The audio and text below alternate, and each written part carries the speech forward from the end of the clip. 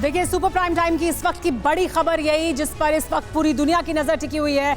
Iran में सलामती की दुआएं मांगी जा रही हैं ईरान के राष्ट्रपति इब्राहिम रईसी के लिए, क्योंकि अभी तक उनसे संपर्क नहीं हो पाया है। उनकी सलामती की कोई जानकारी सामने नहीं आई है कि वो सही सलामत हैं, कहाँ हैं, ये जानकारी सामने नहीं है, क्योंकि जहां हेलीकॉप्टर क्रैश हुआ है ग्राउंड जीरो पर रेस्क्यू टीम अब तक नहीं पहुंच पाई है। तो बड़ी खबर इस वक्त की आपको बता दें, हेलीकॉप्टर क्रैश की सटीक लोकेशन मिल गई है, जानकारी मिल रही है। जोल्फा के जंगल में हार्ड लैंडिंग हुई, ये बताया जा रहा है। राहत और बचाव टीम रवाना हो गई है, लेकिन राहत और बचाव टीम अभी जहां साइट है, क्रैश साइट, वहां तक नहीं पहुंच पाई है। समय बहुत इंपॉर्टेंट है क्योंकि राहत और बचाव की टीम के वहां पहुंचने के लिए इस वक्त मौसम खराब है। विजिबिलिटी यानी कितनी दूर तक आप देख सकते हैं, क्योंकि कोहरा होने की वजह से विजिबिलिटी बहुत कम है। शाम का समय है ये, और इस वजह से कहा यह जा रहा है कि बहुत मुश्किल है इस वक्त वहां तक पहुंचना जहां क्रैश हुआ है। पहाड़ी इलाका है। एक और बड़ी खबर आपको बता दें, क्रैश साइट पर रेस्क्यू ऑपरेशन तेज कर दिया गया है। एक और बड़ी खबर आपको बता दें, रेस्क्यू ऑपरेशन जहां पर चल रहा है वहां पर क्रैश साइट पर रेस्क्यू ऑपरेशन को तेज किया गया है। क्रैश साइट पर 8 एम्बुलेंस भेजी गई हैं, तो ऑपरेशन तेज किया जा रहा है। वहां पर टीम्स पहुंच रही हैं, सेना का इस्तेमाल किया जा रहा है, ड्रोन का इस्तेमाल किया जा रहा है। 8 एम्बुलेंस भी भेज दी गई हैं, यहाँ पर सेना के अधिकारी भी पहुंच रहे हैं, जो रेस्क्यू टीम है वो पहुंच रही है, रेड क्रेसेंट की तरफ से यहाँ पर जो ऑफिशियल्स हैं वो पहुंच रहे हैं। लेकिन अभी तक जो ग्राउंड जीरो है जहां पर हुआ है हेलीकॉप्टर क्रैश, वहां तक टीम नहीं पहुंच पाई है। लेकिन आइए हम आपको अब दिखाते हैं कि ईरान के राष्ट्रपति इब्राहिम रईसी का हेलीकॉप्टर कहां क्रैश हुआ। मेरे साथ सुमित मौजूद है, मेरे सहयोगी। मैं चाहूंगी कि सुमित मेरे साथ वॉल पर आए और हम अपने दर्शकों को दिखाएं दरअसल वो इलाका कैसा है जहां पर ये हेलीकॉप्टर क्रैश हुआ है। हेलीकॉप्टर कहां क्रैश हुआ उसे हम आपको इस मैप के जरिए दिखाने की कोशिश करेंगे। ये अजरबैजान और ईरान की सीमा पर जोल्फा शहर का क्षेत्र है। तो देखिए ये जोल्फा अजरबैजान का जो इलाका है वो क्षेत्र है, और देखिए इसका जो टेरेन है वो हमें और बेहतर तरीके से सुमित भी बता पाएंगे। देखिए सुमित, ये मैप में हम दिखा रहे हैं वो इलाका जहां पर क्रैश हुआ है।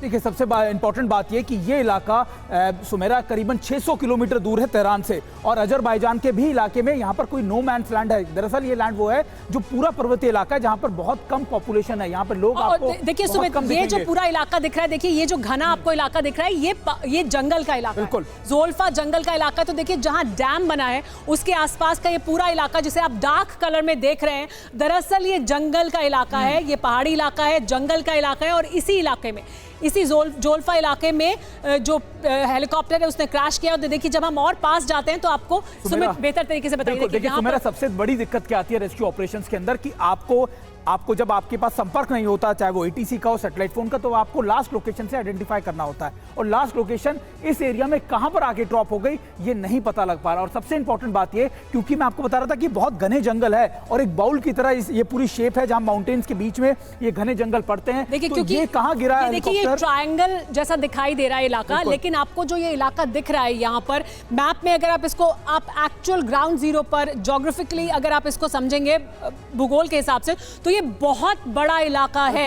ये बहुत बड़ा इलाका है, इसमें घने जंगल है, पहाड़ी है, और इसमें कहीं पर क्रैश हुआ है। बिल्कुल कहीं क्रैश हुआ। और सबसे इंपॉर्टेंट की जो इसकी आप कह सकते हैं कि विजिबिलिटी है बहुत ज्यादा कम है सुमेरा। यहाँ पर रेस्क्यू टीम्स को ग्राउंड पर उतरकर ही कुछ दिख पाएगा, क्योंकि सैटेलाइट हो, ड्रोन्स हो, हेलीकॉप्टर्स हो, यहाँ पर ऑपरेट नहीं कर पा रहे हैं, क्योंकि मैं आपको बता रहा हूँ 5 मीटर से भी ज्यादा का वो देख नहीं पा रहे हैं। तो ऐसे में ग्राउंड जो रेस्क्यू टीम होगी वो जब तक इस लोकेशन में नहीं पहुंचेगी तब तक इस हेलीकॉप्टर के बारे में नहीं पता लग पाएगा, और ये भी नहीं पता लग पाएगा कि आखिरकार रईसी किस हालात में है, उनको चोट लगी है, क्योंकि क्रैश लैंडिंग में अक्सर ये होता है, पॉसिबिलिटी बहुत ज्यादा हाई होती है सुमेरा कि चोट लगती है, आपको इंजरी होती है, और इंजरी के साथ साथ जब हेलीकॉप्टर गिरता है तब आप किस तरफ गिरेगा, किससे टकराएगा, ये भी बड़ी पॉसिबिलिटी होती है। और क्या ये जो इलाका है यहाँ पर फर्स्ट रिस्पॉन्डर्स का पहुंचना भी मुश्किल है। यानी अगर ऐसा इलाका हो जो रिहायशी इलाका हो या आसपास कोई आबादी हो तो लोग पहले पहुंच जाते हैं रेस्क्यू टीम से पहले, लेकिन ये एक ऐसा इलाका, ऐसा लगता है मुझे सुमित कि यहाँ पर फर्स्ट रिस्पॉन्डर्स भी शायद नहीं पहुंच पाए। मैं आपको वही बता रहा था कि पूरे माउंटेन्स इलाकों के बीच में एक बाउल है, एक वैली टाइप है, और इस वैली के अंदर ढूंढना, और जब घने जंगल हो, आपके पास फॉग बहुत ज्यादा हो, विजिबिलिटी बहुत कम हो, ऐसे में रेस्क्यू टीम किसकी मदद लेगी?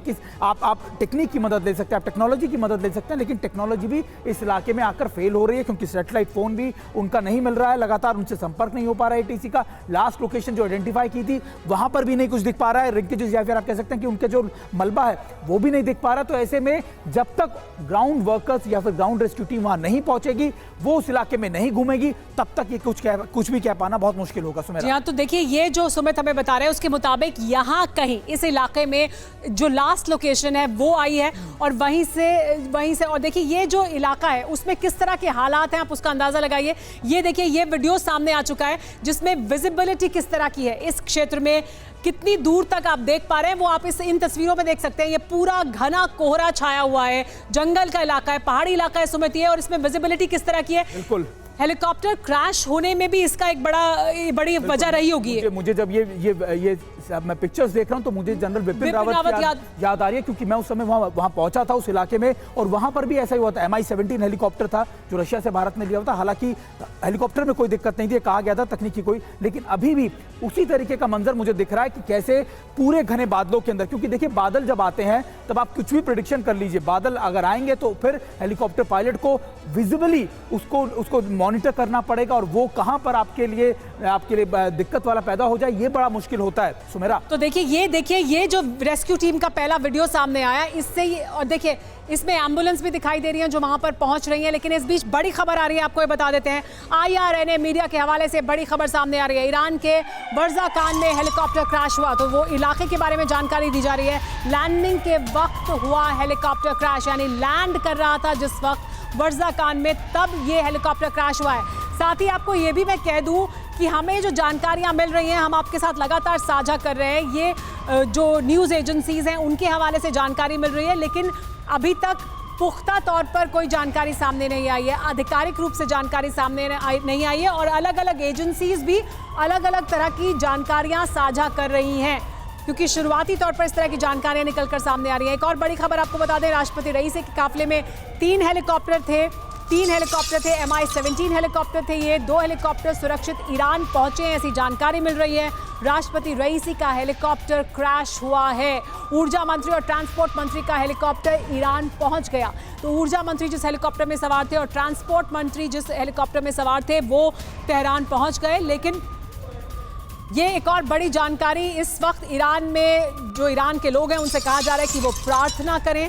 प्रार्थनाओं का दौर शुरू हो गया है। राष्ट्रपति की सलामती के लिए दुआ मांगने के लिए कहा जा रहा है। रईसी के हेलीकॉप्टर से क्योंकि संपर्क नहीं हो पा रहा है, वो इलाका जहां क्रैश हुआ है उनका हेलीकॉप्टर, वो बहुत ही मुश्किल इस वक्त वहां पर पहुंचना है, और इस वजह से प्रार्थनाओं का दौर शुरू हो गया है।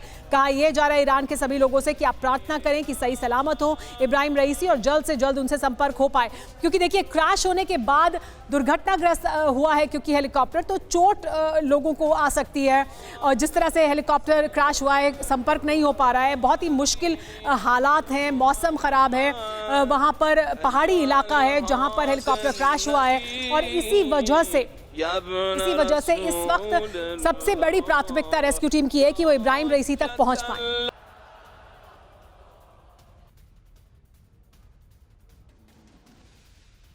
तो देखिए ईरान में लोगों से कहा जा रहा है कि वो दुआ मांगें ताकि जल्द से जल्द जानकारी मिल पाए इब्राहिम रईसी के बारे में।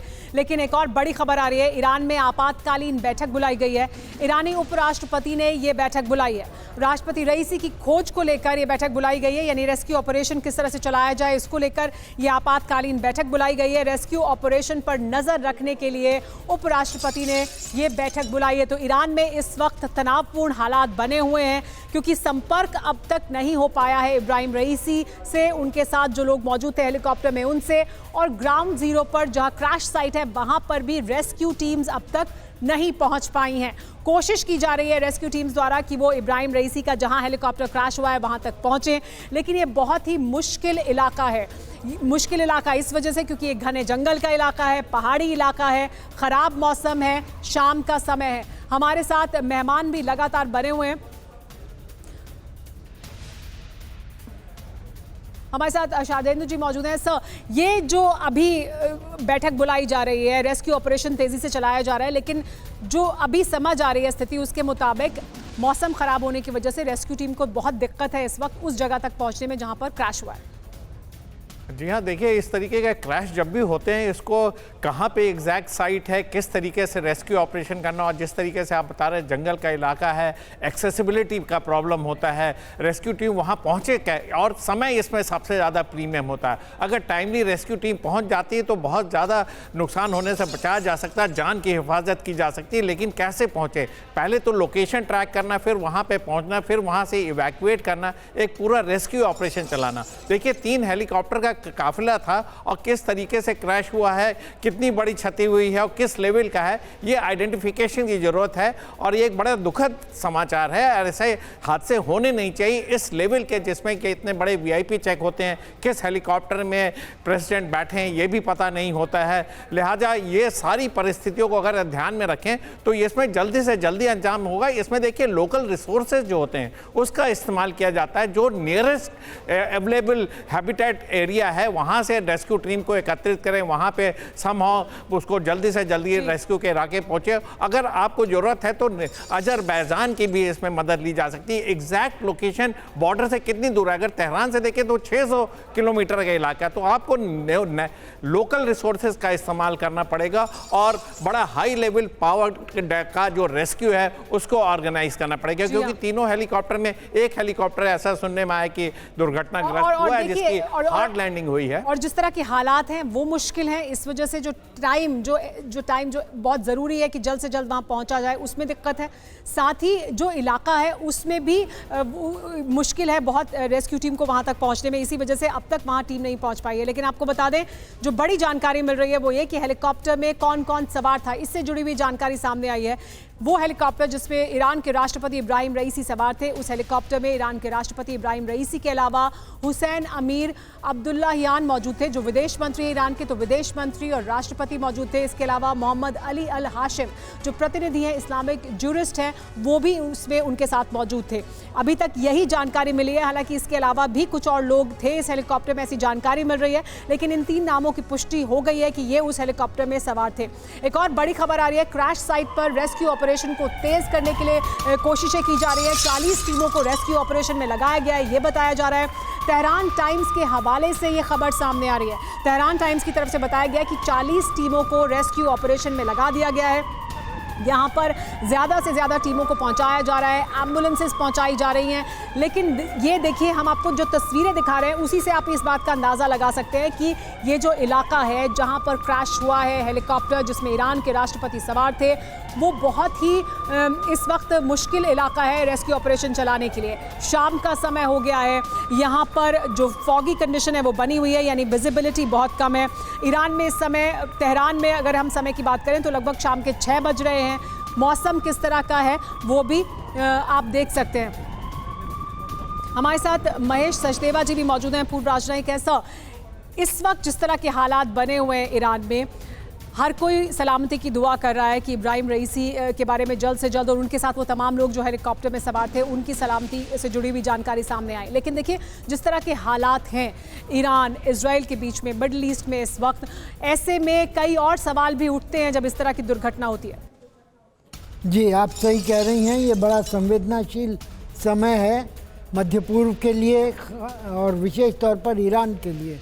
ईरान के राष्ट्रपति और विदेश मंत्री दोनों ही उस हेलीकॉप्टर में सवार थे और दोनों की ही बड़ी भूमिका रही है इन संकटकालीन परिस्थितियों में। ईरान के राष्ट्रपति जो कि 3 अगस्त 2021 को अपनी सत्ता पर आए थे, वो एक हार्डलाइनर माने जाते हैं और उनका जो है वो 63 साल की उम्र में उनका इस तरह से उनके ऊपर प्रश्न चिन्ह लगना बड़ा ही संवेदनशील मुद्दा है। एक और बात जो हम समझना चाहेंगे इस वक्त ये कि ईरान जिस तरह का स्टेट है, वहाँ से किसी भी तरह की जानकारी भी जल्द से जल्द निकलकर सामने आ जाए वो भी बड़ा मुश्किल है, क्योंकि वो बहुत गार्ड करते हैं किसी भी तरह की जानकारी को। सर, मैं आपके पास आऊँगी, उससे पहले एक बड़ी खबर ले लेते हैं, फिर ये समझेंगे कि दरअसल जो जानकारियाँ निकलकर सामने आ रही हैं उसमें बहुत अलग अलग तरह की इन्फॉर्मेशन सामने आ रही है। जानकारी ये इस वक्त की बड़ी है कि रईसी के हेलीकॉप्टर की तलाश को तेज़ कर दिया गया है। अगले 2 घंटे रेस्क्यू ऑपरेशन के लिए बहुत अहमियत रखते हैं।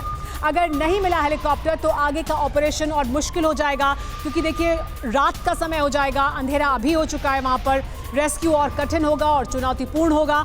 यहाँ पर ज़्यादा से ज़्यादा टीमें लगाई गई हैं। ईरान में अभी शाम के 6 बज रहे हैं, लेकिन देखिए मौसम किस तरह का है, उसमें विजिबिलिटी शाम में 5 साढ़े 5 बजे 5 बजे भी विजिबिलिटी इस तरह की है कि बहुत दूर का आप नहीं देख सकते हैं। विजिबिलिटी यहाँ पर बहुत ही कम है। ऐसे में अब जैसे जैसे समय और बढ़ेगा, यानी रात का समय होगा, तो फिर रेस्क्यू ऑपरेशन चलाना बहुत मुश्किल हो जाएगा। तो अगले 1 से 2 घंटे बहुत अहमियत रखते हैं कि जल्द से जल्द कोशिश की जाए कि क्रैश साइट तक रेस्क्यू टीम पहुँच पाए, लेकिन अभी तक नहीं पहुँच पाई है रेस्क्यू टीम क्रैश साइट तक। अलग अलग जानकारियां सामने आ रही हैं, हम आपको लगातार हर जानकारी जो निकलकर सामने आ रही है बता रहे हैं, लेकिन जो अभी तक जानकारी सामने आई उसमें बताया गया शुरुआती तौर पर कि हार्ड लैंडिंग हुई है। तो क्या होती है हार्ड लैंडिंग, आइए ये भी आपको बता देते हैं।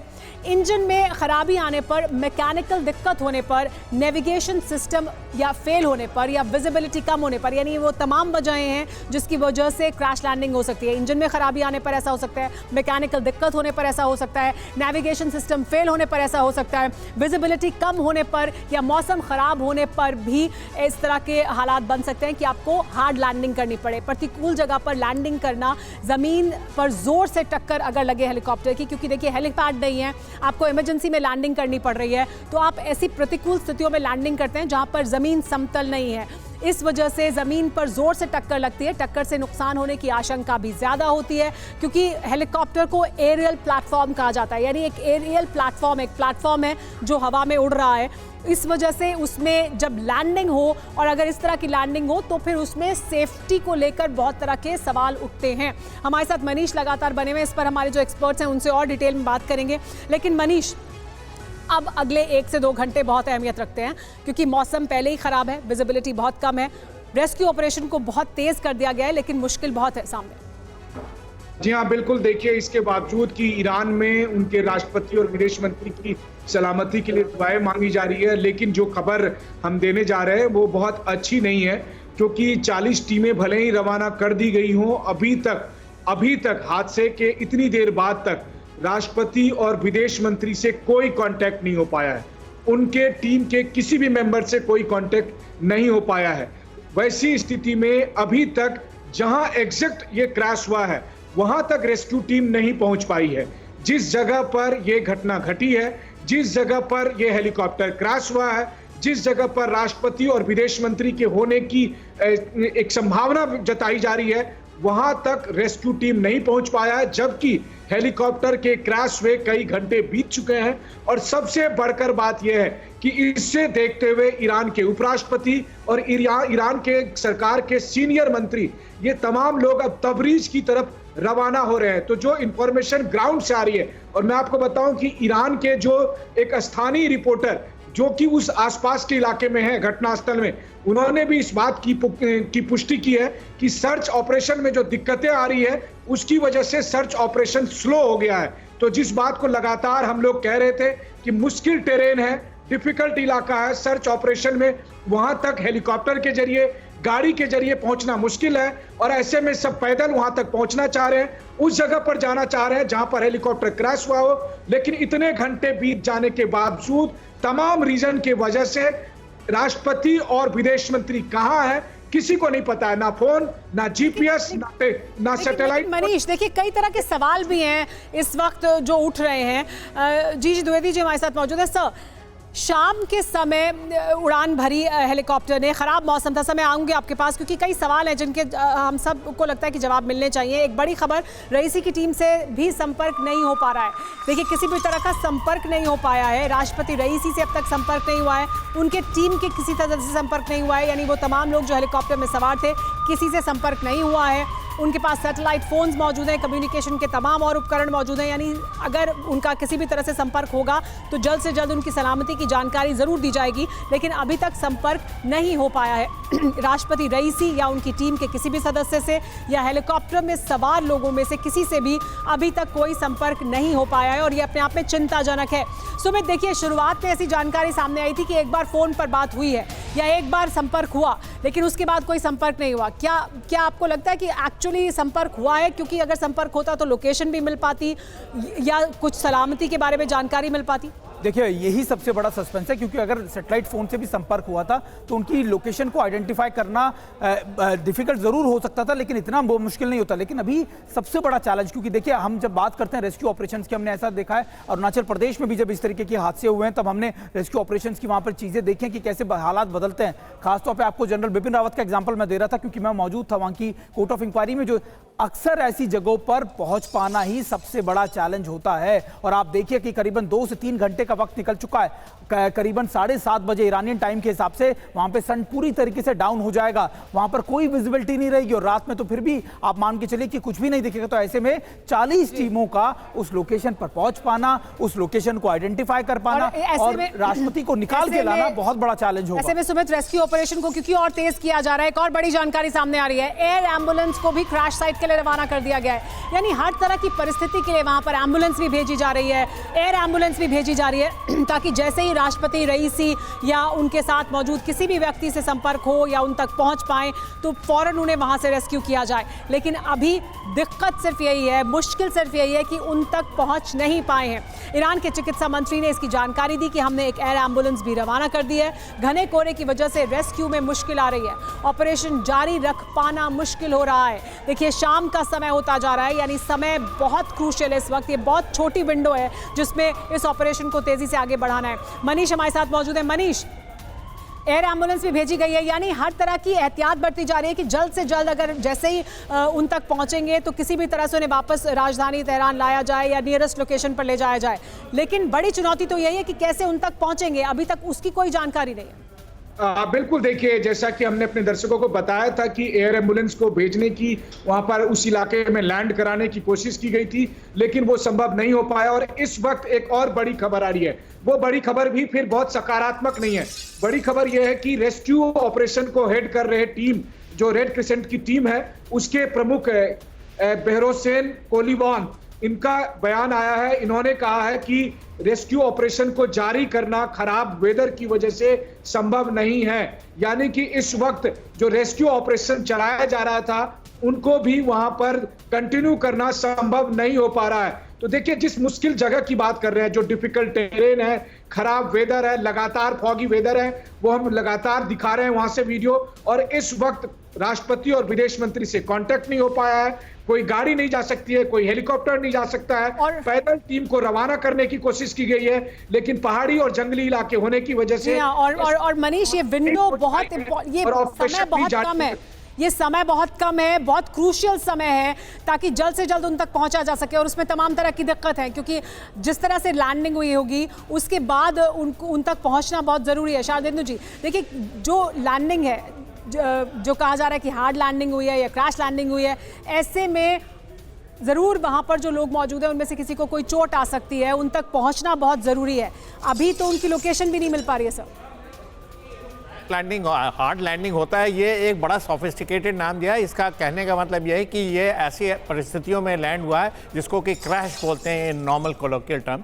तो इसमें देखिए, क्षति तो हुई है हेलीकॉप्टर की, और जब हार्ड लैंडिंग होती है तो उसमें कई तरीके की दुर्घटनाएं हो सकती हैं, रोटर टूट सकता है, आग लग सकती है, और जो इंजरी होती है वो बड़ा डिफरेंट तरीके की होती है और सडन होता है ये सारा कुछ, तो लिहाजा बचने का भी चांसेस मुश्किल होते हैं। लेकिन सबसे बड़ा इंपॉर्टेंट चीज़ होता है आप कैसे रेस्क्यू साइट पे पहुंचते हैं। टाइम इज द प्रीमियम, इस टाइम को वेस्ट नहीं करना है। इंजरी के लिए एक एक मिनट, एक एक सेकंड बहुत कीमती होते हैं। और अभी देखिए, इसकी जो लैंडिंग हुई है, कहां पे हुई है, इसका आइडेंटिफिकेशन नहीं हुआ है। लेकिन आज की डेट में हमारे पास बहुत सारे उपकरण हैं, बहुत सारी चीजें हैं जिससे हम एग्जैक्ट लोकेशन का पता कर सकते हैं। और देखिए, जैसा मैंने पहले बोला, लोकल रिसोर्सेज को इमीडिएटली रश करना चाहिए वहां पे, और जब तक आपकी ऑर्गेनाइज रेस्क्यू टीम पहुंचेगी तब तक हो सकता है देर हो जाए। पहले तो आपको लोकेशन आइडेंटिफाई करना है, फिर किस तरीके से आप वहां से इवैक्यूएट करेंगे, क्या फर्स्ट एड देंगे, किस तरीके से उनको रिससिटेट किया जाएगा, बहुत सारी चीजें इसमें इन्वॉल्व होती हैं। और टाइम सबसे ज्यादा क्रूशियल, टाइम आपके हाथ से निकलता जा रहा है। जब अंधेरा हो जाएगा तो ऑपरेशन और डिफिकल्ट होगा, नामुमकिन तो नहीं मैं बोलता हूं, डिफिकल्ट और हो जाएगा, समय और लगेगा, एक्सेसिबिलिटी मुश्किल होगी। तो लिहाजा इन सब चीजों को मद्देनजर रखते हुए ईरान की गवर्नमेंट सजग है, सारे एहतियातन एक्शन उन्होंने लिए होंगे, सबको मोबिलाइज किया होगा, ऐसा मेरा मानना है। और जल्दी से जल्दी मैं सोचता हूं कि ऐसी जानकारी मिल रही है कि सबको मोबिलाइज किया गया है, सेना को मोबिलाइज किया गया है, ड्रोन का इस्तेमाल किया जा रहा है, एम्बुलेंसेस पहुंची हैं, रेस्क्यू टीम्स पहुंच रही हैं, ज्यादा से ज्यादा टीमों को लगाया गया है और एयर एम्बुलेंस को भी भेजा गया है, यानी अपनी तरफ से पूरे रिसोर्सेज को यहां पर लगा दिया गया है, लेकिन अभी तक पहुंच नहीं पाए हैं क्रैश साइट तक और ये चिंता की वजह बनी हुई है। आपको यह भी बता दें कि जानकारी क्या मिल रही है हमें, कहां क्रैश हुआ है रईसी का हेलीकॉप्टर, इससे जुड़ी हुई क्या जानकारी है। तेहरान से 600 किलोमीटर दूर पूर्वी अजरबैजान में यह हादसा हुआ है। अजरबैजान की सीमा पर मौजूद जोल्फा शहर के पास कोहरे की वजह से हेलीकॉप्टर की हार्ड लैंडिंग हुई, ये जानकारी मिली। रईसी एक बांध का उद्घाटन करने के लिए अजरबैजान और ईरान के बॉर्डर के इलाके में गए थे, जिसे दोनों देशों के बीच अरास नदी पर बनाया गया है। तो इसका उद्घाटन उन्होंने किया, वहां पर अजरबैजान के राष्ट्रपति अलीयेव भी मौजूद थे, उनके साथ फोटो ऑप हुआ, उन्होंने एक प्रेस कॉन्फ्रेंस की और वहां से वो वापस रवाना हुए, लेकिन यहीं पर क्रैश हुआ है। एक और बड़ी जानकारी आ रही है इस दुर्घटना से जुड़ी हुई, क्रैश साइट पर हवाई सर्च ऑपरेशन भी रोका गया है। खराब मौसम की वजह से हवाई सर्च ऑपरेशन को रोक दिया गया है, क्योंकि देखिए जिस तरह के हालात वहां बने हुए हैं, ऐसे में हवाई सर्च ऑपरेशन चलाना बहुत मुश्किल था और ऐसी जानकारी मिल रही है कि अब उसको रोक दिया गया है, हवाई सर्च ऑपरेशन को भी रोक दिया गया है। तो सुमित देखिए, हवाई सर्च ऑपरेशन चलाना अपने आप में काफी मुश्किल है इस इलाके में इस समय, और इसी वजह से क्या उसे रोका गया?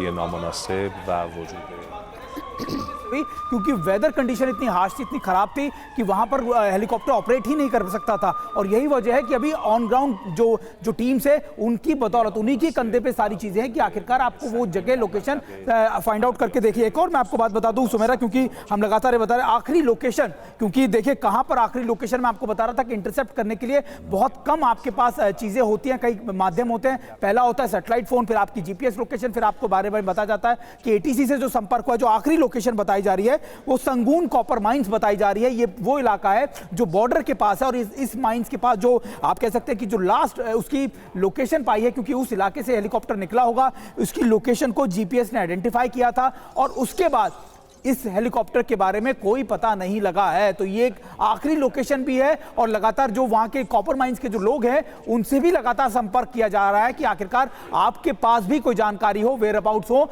आसपास के इलाके के, क्योंकि वहां के लोग ये बता रहे हैं कि उन्होंने एक धमाका सुना। तो ये सारी चीजें अभी बहुत आधिकारिक नहीं है, लेकिन ये जरूर है कि वहां के लोग इस बात की पुष्टि कर रहे हैं कि जो क्रैश लैंडिंग हुई होगी, जो हार्ड लैंडिंग हुई होगी, बहुत ज्यादा विध्वंसक हुई होगी, उसमें चोट लगने की भी आशंका। देखिए हमारे पास इस वक्त दर्शकों को हम बता देते हैं, तो देखिए ये रेस्क्यू ऑपरेशन की तस्वीरें हैं, जो टीम्स हैं वो रेस्क्यू ऑपरेशन के लिए आगे बढ़ रही हैं और वो जो हमें जानकारी मिल रही है वो लोकेशन जहां पर प्लेन की लास्ट लोकेशन मिली है वो जगह। तो पहले हम इसके बारे में सुमित बात कर लेते हैं। रेस्क्यू ऑपरेशन की जो तस्वीरें हैं उसमें हम देख सकते हैं कि विजिबिलिटी बिल्कुल कम है, टीम्स आगे बढ़ने की कोशिश करें। जी सुमित इधर आ जाएं। कैमरा कितना करीब था फिर भी वो इनके आप इसको पूरी तरीके से कैप्चर नहीं कर पा रहा। आप समझिए विजिबिलिटी कितनी ज्यादा कम होगी कि आप ऑन ग्राउंड लोग भी अपने आप एक दूसरे को नहीं देख पा रहे हैं। तो ये विजिबिलिटी अपने आप में सबसे बड़ा चैलेंज है, जो फोर्सेस के साथ भी आएगा, जो रेस्क्यू ऑपरेशंस के साथ भी आएगा, और सबसे बड़ा चैलेंज ये भी आएगा कि अगर निकाल भी लिया तो उनको कितनी देर जल्दी वो वहां से निकाल पाएंगे। मुझे बार बार देखिए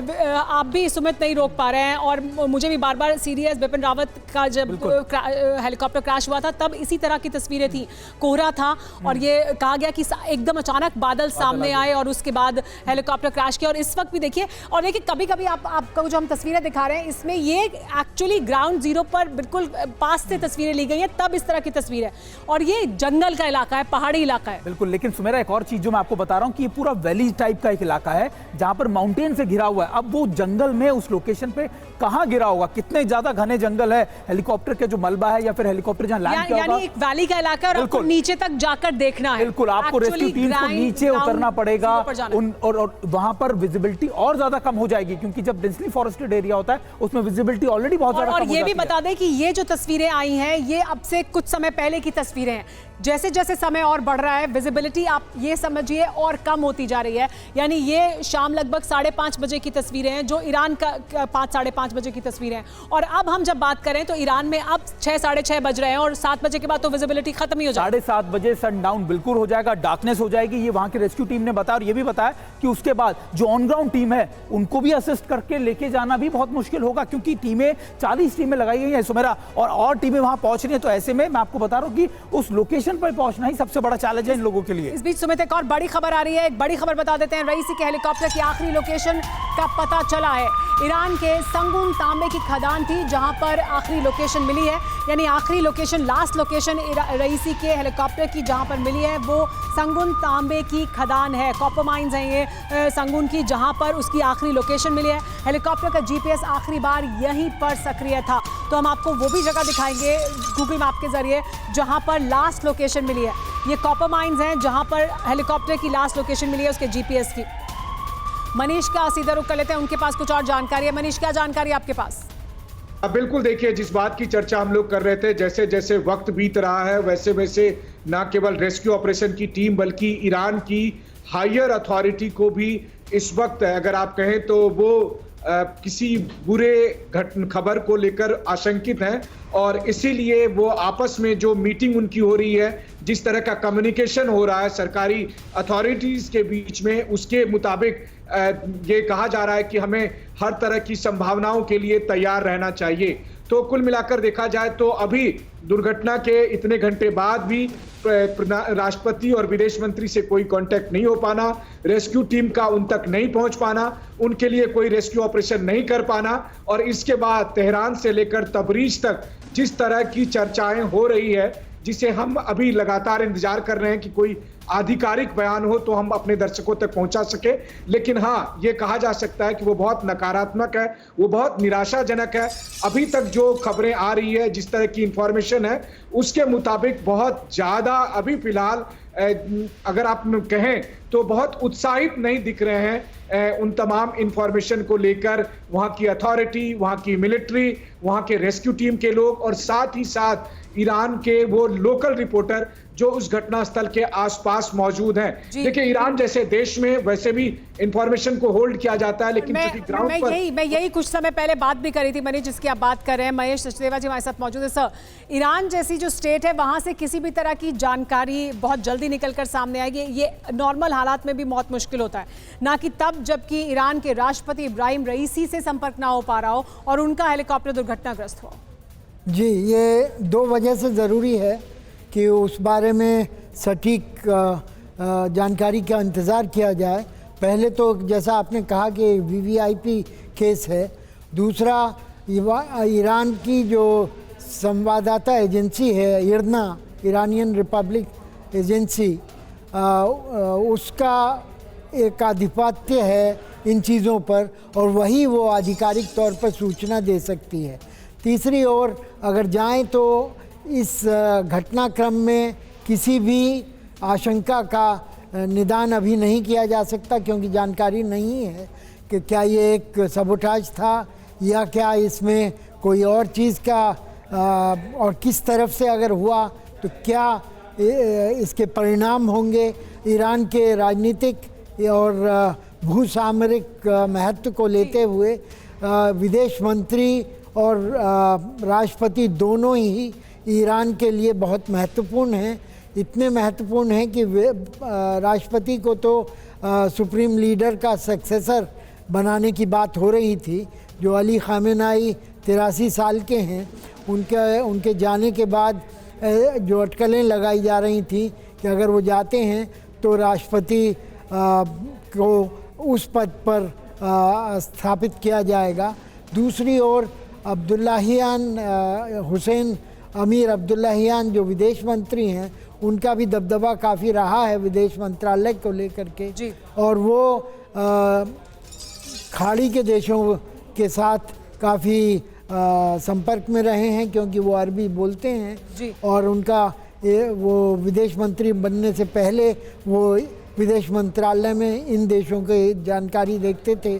तो ये भी बहुत महत्वपूर्ण है। विदेश मंत्री जी, दोनों का जाना एक बड़ा से जुड़ी ही हुई कोई भी जानकारी सामने ना आना, चिंताजनक हालात बने हुए हैं। इस वक्त एक और बड़ी खबर आ रही है, ईरानी सरकार की आपातकालीन बैठक बुलाई गई है। ईरानी सरकार ने आपातकालीन बैठक बुलाई है, तलाशी अभियान की पल पल की जानकारी ली जा रही है। आपात बैठक बुलाकर लगातार नजर रखी जा रही है रेस्क्यू ऑपरेशन पर और जानकारी जुटाई जा रही है कि रेस्क्यू ऑपरेशन किस तरह से आगे बढ़ाया जा रहा है। जैसे कि हम बात भी कर रहे थे इसी को लेकर एम्बेसडर महेश सचदेवा जी से, और उनका ये कहना था कि कैसे जाहिर सी बात है बहुत ज़्यादा अहमियत रखते हैं राष्ट्रपति इब्राहिम रईसी ईरान के अंदर, विदेश मंत्री की अहमियत बहुत ज़्यादा है। इस पूरे इलाके में जिस तरह का तनाव बना हुआ है, ईरान और ईरान के प्रॉक्सी संगठन जिस तरह से लगातार इजराइल के साथ उसको चुनौती दे रहे हैं और इजराइल की तरफ से भी लगातार चुनौती दी जा रही है, ऐसे में हालात बहुत तनावपूर्ण इस पूरे इलाके में बने हुए हैं। ऐसे हालात में इब्राहिम रईसी का हेलीकॉप्टर क्रैश होना और उनसे संपर्क ना हो पाना, उनकी सलामती को लेकर कोई जानकारी अभी तक सामने क्योंकि नहीं आई है, इस वजह से तमाम तरह के सवाल उठ रहे हैं। संशय के बादल मंडरा रहे हैं कि दरअसल क्या हुआ है, किस तरह से हुआ ये हेलीकॉप्टर क्रैश, क्योंकि ये भी अभी क्योंकि सबसे बड़ी प्राथमिकता ये है कि जल्द से जल्द उन तक पहुंचा जाए, रेस्क्यू ऑपरेशन को आगे बढ़ाया जाए और जल्द से जल्द जानकारी सामने आए इब्राहिम रईसी को लेकर। लेकिन ये हेलीकॉप्टर जो क्रैश हुआ है इसके बारे में भी तमाम तरह के सवाल उठ रहे हैं। हमारे साथ अश्विनी सिवाज जी जुड़ गए। अश्विनी सिवाज जी, देखिए शाम के समय उड़ान भरी हेलीकॉप्टर ने, हेलीकॉप्टर अपने आप में बहुत सेफ हेलीकॉप्टर माना जाता है MI-17, लेकिन ख़राब मौसम भी था। ऐसे में इब्राहिम रईसी के हेलीकॉप्टर ने उड़ान भरी और उसका संपर्क टूट गया, क्रैश हो गया। तो क्या किसी तरह के सेफ्टी इंस्ट्रक्शंस को फॉलो नहीं किया गया? क्योंकि आमतौर पर जब VVIP मूवमेंट होता है, इस तरह का हेलीकॉप्टर उड़ान भरता है तो मौसम के बारे में भी जानकारी ली जाती है, तमाम और जानकारियां जुटाने के बाद ही आगे की तरफ रवाना हुए होंगे। हाँ बिल्कुल, इसमें कोई शक नहीं है कि अगर VIP का हेलीकॉप्टर है तो उसके अंदर SOP होती है, बहुत ज़्यादा स्ट्रिक्ट हिदायतें होती हैं। अगर वेदर कंडीशन ठीक नहीं है तो हेलीकॉप्टर टेक ऑफ नहीं करता और वो रिस्ट्रिक्शन बहुत ज़्यादा होती हैं बनिस्बत नॉर्मल हेलीकॉप्टर के। मगर ये हमें देखना पड़ेगा क्योंकि जिस प्रकार से अभी हालात हो रहे थे ईरान और इजराइल की रिलेशनशिप में भी, और कहीं ना कहीं तनाव बढ़ रहा था, कहीं ऐसा तो नहीं ये कोई सबोटाज एक्शन हो सकता है कि ना कि ये एक एक्सीडेंट होने के कारण।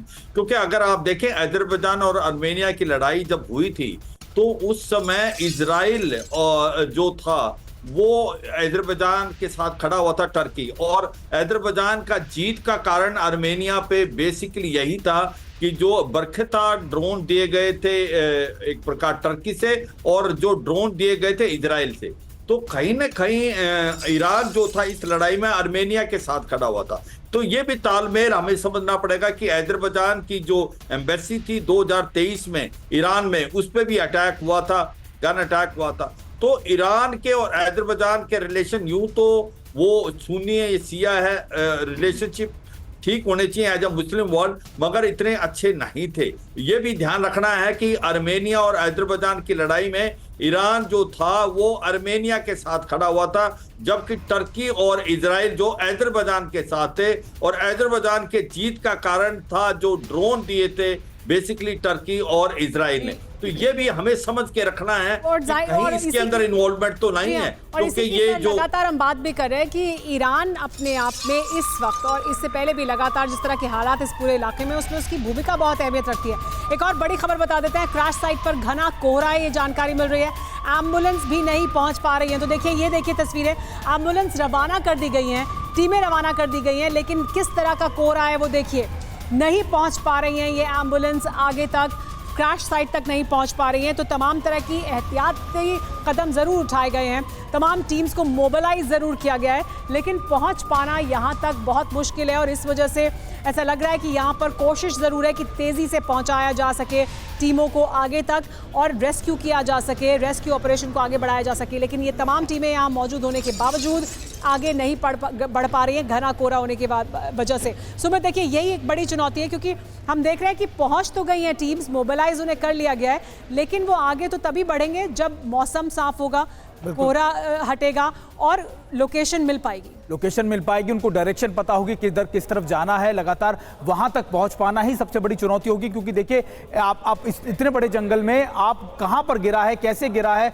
किस लोकेशन पे है, ये ढूंढ पाना कोई 1-2 घंटे का काम नहीं। और जितने ज्यादा देरी होगी, जितनी ज्यादा देरी से रेस्क्यू टीम उनके पास पहुंचेगी, हालात और ज्यादा गंभीर बनते जाएंगे। और देखिए लगातार मैं आपको ये भी बता रहा हूं कि वहां से भी जो ईरान से भी इनपुट मिल रहे हैं तेहरान से, सुमेरा, वो भी बहुत चिंताजनक है। क्योंकि लगातार ये कहा जा रहा है कि जो वहां से ग्राउंड रिपोर्ट्स मिल रही हैं वो बहुत ज्यादा डिस्टर्बिंग है। तो ये मान के चलिए कि पॉसिबिलिटी अभी बहुत ज्यादा ठीक नहीं है। और अभी ये मोटे तौर पर अगर आप देखा जाए कि अगर हेलीकॉप्टर के पास तक टीमें नहीं पहुंच पा रही है, उसकी लोकेशन आइडेंटिफाई नहीं कर पा रही है, किसी तरीके का कांटेक्ट नहीं हो पा रहा है, तो आप निश्चिंत मानिए कि वहां पर कुछ ऐसा अनहोनी या ऐसी कोई कैजुअलिटी जरूर हुई है जिसको अब तक अथॉरिटीज भी वेरीफाई नहीं कर पा रही है। यही वजह है कि इन सब चीजों में लगातार देरी की जा रही है। जी हाँ सुमित, जाहिर सी बात है, देखिए अब तक जो हालात समझ आ रहे हैं, जो दिख रहे हैं हालात, उसमें क्रैश हुआ है, ख़राब मौसम में हुआ है, ख़राब टेरेन में हुआ है, यानी घने जंगल के बीच पहाड़ी इलाके में ख़राब मौसम की वजह से हेलीकॉप्टर क्रैश होने के बाद ये ज़रूर है कि वहाँ तक अभी टीमें नहीं पहुँच पाई हैं। लेकिन ज़रूर वहाँ पर जो लोग हैं उनको ऐसा हो सकता है कि कोई चोट आई हो, उन्हें रेस्क्यू की ज़रूरत हो, उन्हें मेडिकल सर्विसेज की ज़रूरत हो, और वो भी अभी तक नहीं हो पाया है। शार्देंदु जी, लेकिन हम जब ये बात कर रहे हैं, क्योंकि ये ईरान के राष्ट्रपति इब्राहिम रईसी हैं, उनके साथ उनके विदेश मंत्री मौजूद हैं, तमाम और बड़े अधिकारी मौजूद हैं उनके साथ, इस हेलीकॉप्टर में मौजूद थे जिस वक्त ये क्रैश हुआ है। क्या क्या वजहें हो सकती हैं हेलीकॉप्टर जब इस तरह से क्रैश होता है उसके पीछे? देखिए सबसे बड़ी वजह तो एक कि जब भी हम वेदर केस को हम ओवर रूल करते हैं, बैड वेदर था तो इसको या तो अर्ली टेक ऑफ करना था, और जब भी इस तरीके के वीआईपी मूवमेंट होते हैं तो आप एडिशनल सेफ्टी लगा के चलते हैं। अगर 5 बजे लास्ट टेक ऑफ का टाइमिंग है तो आप 1 घंटे पहले टेक ऑफ करते हैं, और सडनली वेदर नहीं खराब हुआ नहीं, क्योंकि इस तरीके से चीज़ें जब होती हैं तो उसका आपको वेदर प्रेडिक्शन आज की डेट में काफ़ी एक्यूरेट होता है। होता यह है कि वीआईपी जब मूवमेंट होता है तो डिले हो जाता है, और फिर जो पायलट होते हैं वो बहुत ज़्यादा एक्सपीरियंस होते हैं, वो शायद इन सारी चीज़ों को अपनी स्किल के तौर पे नेग्लेक्ट करते हैं। तो एक तो ये वजह हो सकती है human error, over confidence pilot का कि हम इस वेदर में भी वीआईपी मूवमेंट कर सकते हैं। दूसरा सडन वेदर का खराब होना, कहीं वैक्यूम क्रिएट होना और इस तरीके से। और तीसरी वजह मैं मानता हो सकता है कुछ मैकेनिकल फेलियर हो। हालांकि वीआईपी टेस्ट होता है, बहुत ज़्यादा टेस्ट की सीरीज होती है, उनकी एसओपी होती है, लेकिन किसी भी चीज़ को रूल आउट नहीं किया जा सकता। और साथ में मैं एक चीज़ और मानता हूँ, जब इस तरीके का वीआईपी मूवमेंट होता है तो 2-3 हेलीकॉप्टर का काफिला होता है, बाकी 2 हेलीकॉप्टर जो क्रैश नहीं हुए हैं उनका क्या इनपुट है, वो क्या लोकेशन बता रहे हैं, किस तरीके, या तो वो टेक ऑफ ही नहीं हुए बैड वेदर से, या वो अपने तरफ आ गए, तो उनका क्या इनपुट है। इस तरीके की सारी चीजों का पता करना जरूरी है। बड़ी खबर आ रही है, ईरानी मीडिया के हवाले से जानकारी आ रही है, अनहोनी पर ईरान के नए राष्ट्रपति का नाम तय। अगर कोई अनहोनी होती है तो फिर नए राष्ट्रपति कौन होंगे वो नाम तय कर लिया गया है। रईसी की जगह मोहम्मद मोख्बर लेंगे उनकी जगह। 50 दिनों के भीतर चुनाव होंगे, ईरानी मीडिया के हवाले से जानकारी आ रही है सामने। तो देखिए इस बात की चर्चा शुरू हो गई है ईरानी मीडिया में कि अगर रईसी को कुछ हो जाता है तो इस तरह के हालात में उनकी जगह कौन लेगा।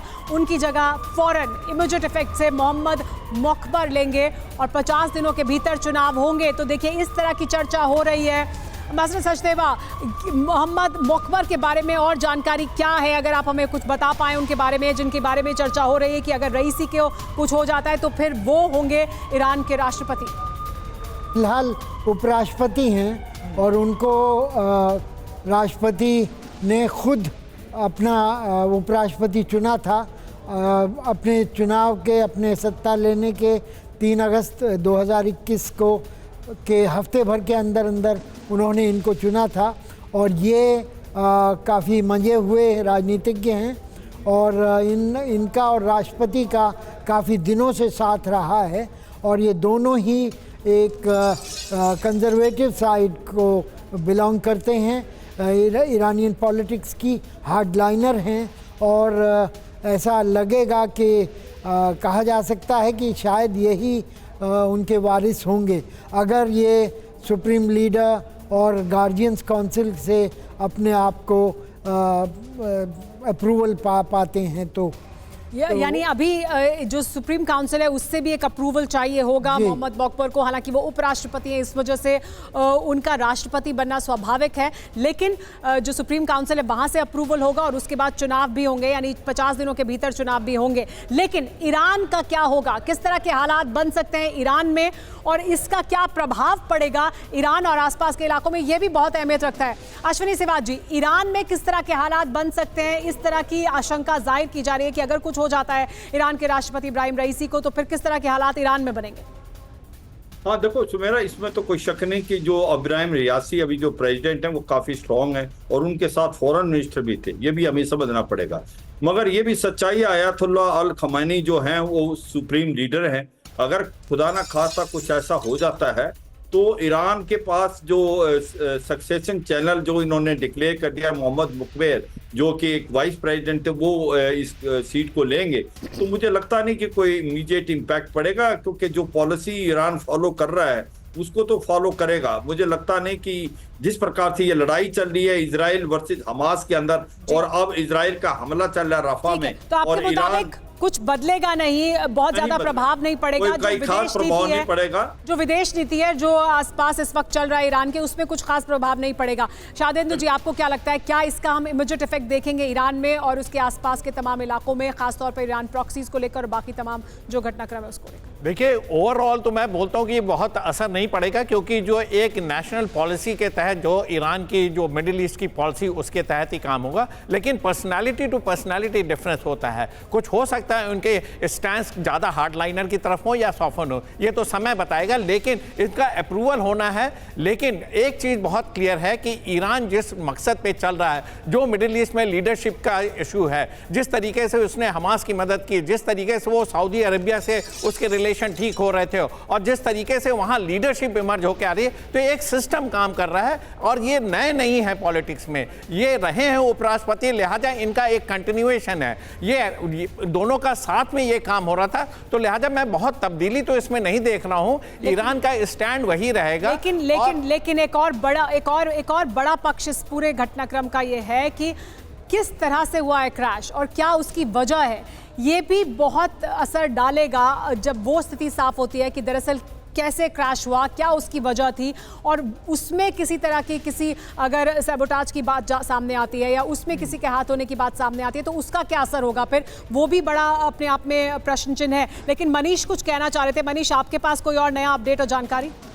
बिल्कुल सुमेरा, देखिए इस वक्त ईरान के सुप्रीम लीडर आयतुल्लाह खमनई सुरक्षा परिषद की बैठक कर रहे हैं। वहीं दूसरी तरफ ईरान की तरफ से उनके सरकार के प्रवक्ता ने कहा कि उपराष्ट्रपति को तबरीज रवाना कर दिया गया। और तीसरी बड़ी बात कि अब ईरानियन अथॉरिटी, रेस्क्यू ऑपरेशन से जुड़े लोग और इस मामले में कुछ सीनियर ऑफिशियल्स की तरफ से एक बड़ी अनहोनी की आशंका जताई जाने लगी है। यानी कि सर्च ऑपरेशन को लेकर जो लोग बात कर रहे थे, अब वो लोग धीरे धीरे करके उस इंफॉर्मेशन को रिलीज कर रहे हैं कि एक बड़ी अनहोनी होगी और इसकी आशंका जताई जा रही है। तो जिस बात के लिए हम लोग कह रहे थे कि ईरान के लोग सलामती की दुआ कर रहे थे, ईरान के लोग प्रार्थना कर रहे थे कि राष्ट्रपति और विदेश मंत्री सुरक्षित हो, लेकिन बहुत जिम्मेदारी के साथ हम अपने दर्शकों को बता रहे हैं कि उस ग्राउंड पर, जो दुर्घटना स्थल पर जो लोग मौजूद हैं या फिर तेहरान में जो लोग इस ऑपरेशन को देख रहे हैं। मनीष, इस बीच एक और बड़ी खबर आ रही है जो आप बात कर रहे हैं उससे जुड़ी हुई एक बड़ी जानकारी जो मिल रही है, वो ये कि IRGC के टेलीग्राम चैनल पर काला झंडा लगा दिया गया है, यानी सोग का झंडा लगा दिया गया है, शोक का झंडा लगा दिया गया है। हेलीकॉप्टर क्रैश के बाद लगाया गया है ये काला झंडा। काला झंडा शोक का प्रतीक है और जानकारी ये मिल रही है, देखिए हम आपको दिखा भी रहे हैं, जो चैनल है, टेलीग्राम चैनल है IRGC का, उसके टेलीग्राम चैनल पर ये काला झंडा लगा दिया गया है। काला झंडा लगाने का मतलब शोक का संदेश। देखिए किस तरह से ये जो तस्वीरें हम आपको दिखा रहे हैं, ये टेलीग्राम चैनल है IRGC का और इस टेलीग्राम चैनल पर ये काला झंडा लगाया गया है। देखिए ईरान में शिया बहुल देश है ईरान, और वहाँ पर जो शोक है वो बहुत लंबे समय तक मुहर्रम के दौरान मनाया जाता है, या आमतौर पर जब इस तरह का कोई भी घटनाक्रम होता है तो जो शोक का रंग है वो काला, और उसी तरह की तस्वीर अब दिख रही है इंस्टाग्राम चैनल पर। तो क्या अब उस तरफ बात जाती हुई दिखाई दे रही है जहां पर अब अलग अलग जानकारियां निकलकर सामने आ रही हैं, जिसमें कई तरह की शंकाएं हैं वो जाहिर की जा रही हैं। सुमित, देखिए अब मैं आपके पास आऊं उससे पहले एक और बड़ी खबर बता देते हैं। ईरान के सुप्रीम लीडर ने बुलाई है आपात बैठक। खामेनेई राष्ट्रीय सुरक्षा परिषद की बैठक उन्होंने बुलाई है। एनएससी की सर्वोच्च नेता के साथ बैठक जारी है। तो इस वक्त जो नेशनल सिक्योरिटी काउंसिल है उसकी बैठक सर्वोच्च नेता के साथ, ईरान के सुप्रीम लीडर के साथ हो रही है। यानी हालात पर लगातार नजर बनाए हुए हैं खुद खामेनेई और अहम बैठक उन्होंने बुलाई है। राष्ट्रीय सुरक्षा परिषद की बैठक बुलाई गई है और बातचीत की जा रही है।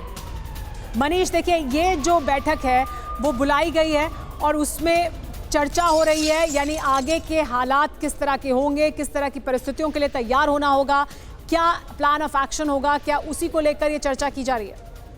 देखिए, मामला ईरान के राष्ट्रपति का है, ईरान के विदेश मंत्री का है। भारत का ईरान के साथ अच्छे ताल्लुकात हैं और इसलिए हम लोग अपने दर्शकों को जो इंफॉर्मेशन दे रहे हैं वो बहुत सकारात्मक नहीं है।